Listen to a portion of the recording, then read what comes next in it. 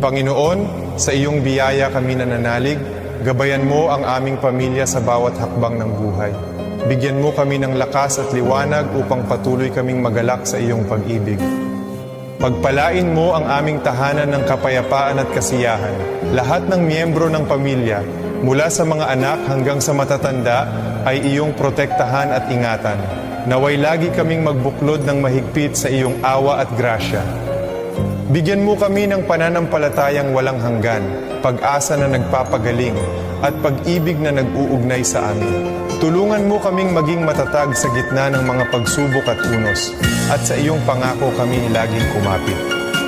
Naway maging mabuti at totoo ang aming mga salita. Sa lahat ng aming iniisip, sinasabi at ginagawa, turuan mo kami ng pasensya at pag-aalaga. Sa iyong karunungan, alam naming naririnig mo kami. Salamat, Panginoon,